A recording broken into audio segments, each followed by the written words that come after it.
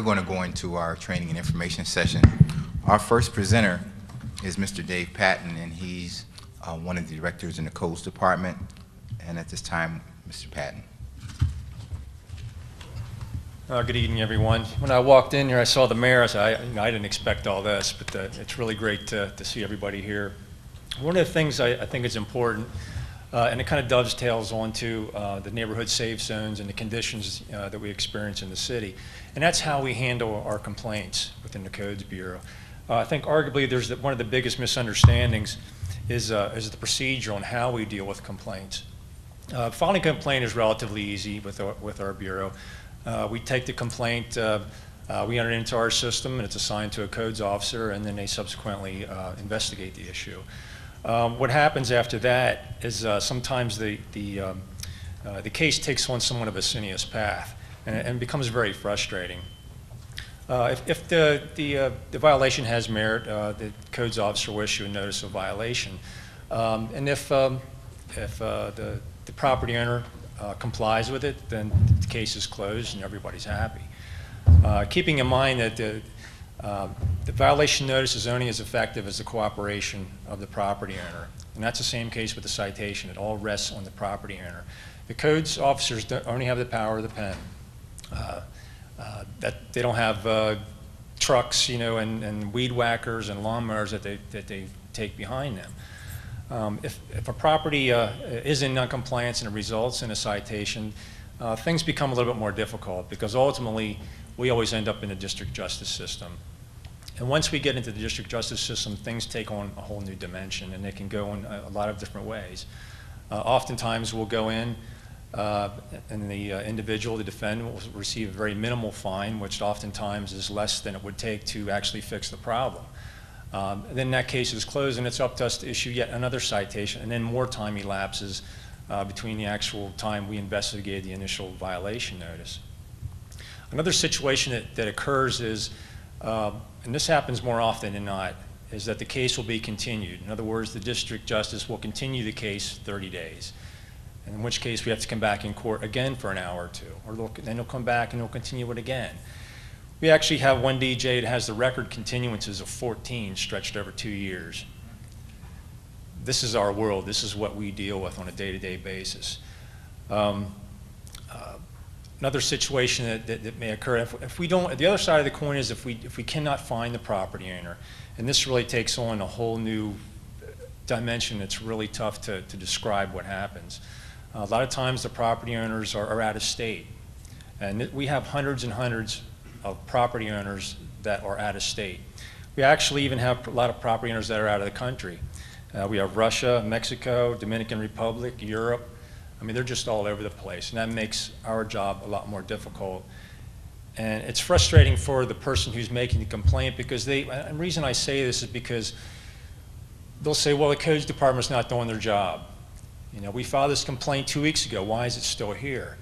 And it's difficult to try and explain, the whole process.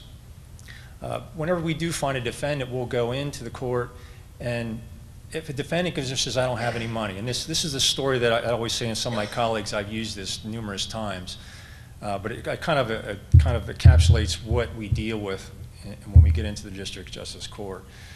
We go into a court, and they say, well, Your Honor, I don't have any money. He says, okay, well, case dismissed. So he walks out, gets in his Porsche, and he's gone. And the case is closed.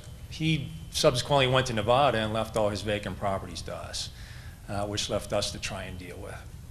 So that's just one of the situations that we deal with, but especially with the out-of-state conditions, the out-of-state property owners, that's where it's increasingly problematic because there's literally hundreds. And these properties, a lot of times, they kind of gain frequent flyer miles. We have one particular property that the mayor actually brought to my attention a few weeks ago, where it originated in Harrisburg.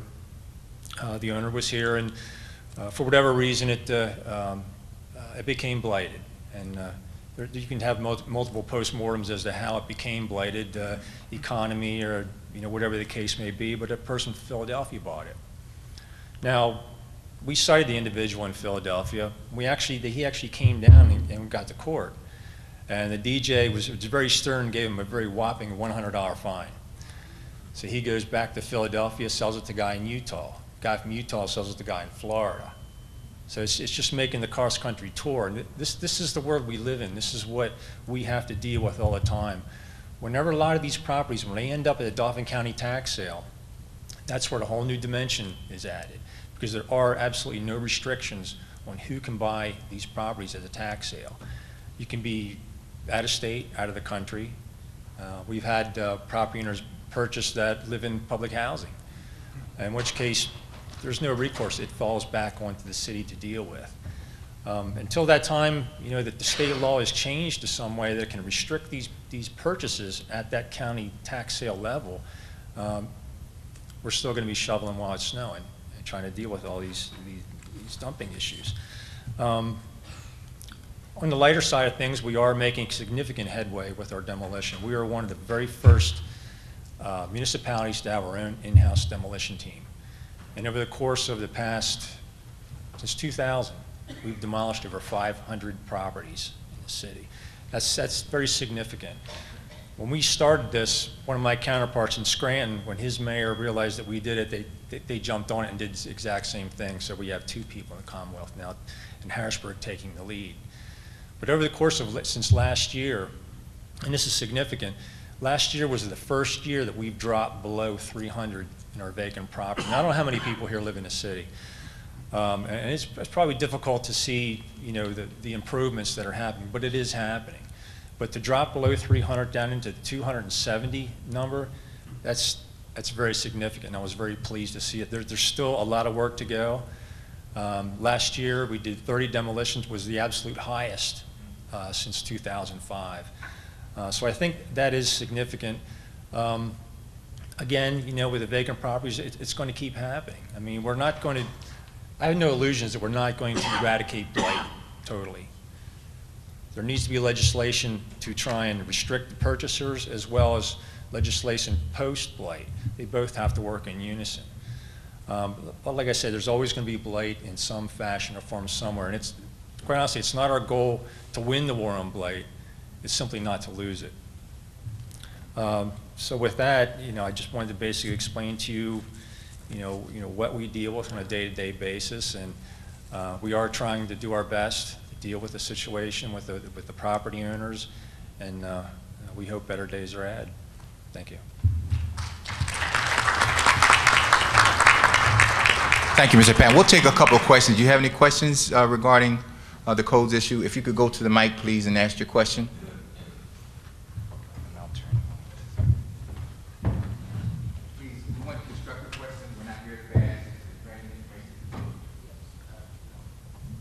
Bash me if you want.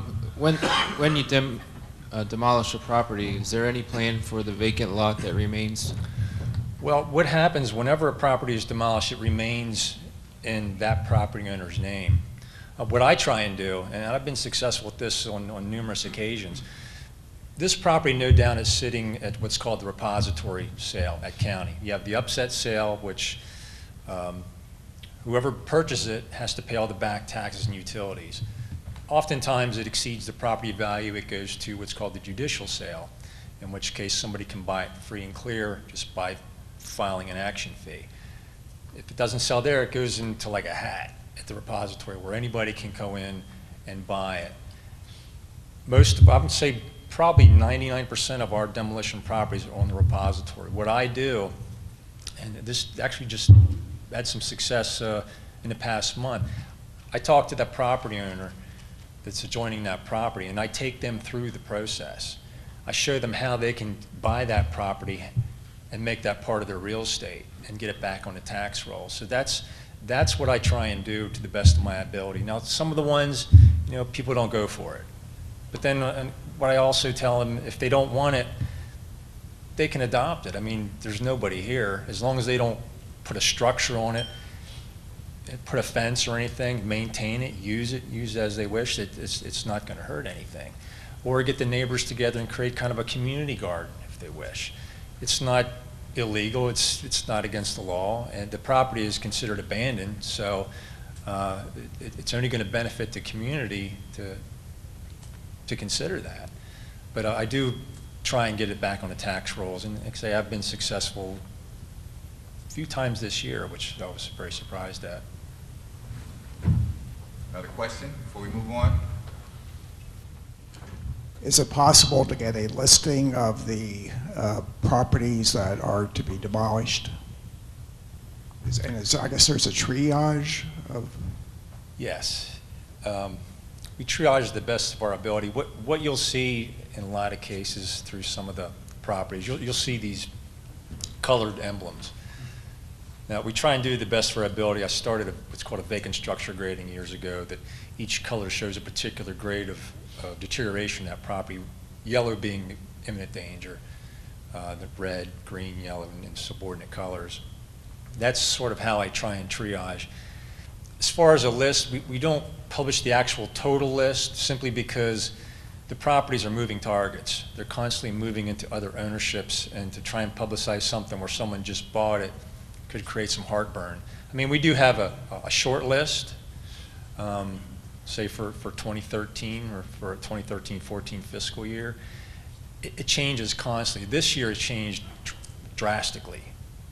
In one day I had a fire with 5 properties on Susquehanna, another fire on Penn Street, and I had 2 collapses all in one day that I had to deal with. So that list that I had just went away. I had to create a whole new list, taking into consideration what just happened in one day. But if you want something that's more of the short list as it stands now, I'll be more than happy to give it to you.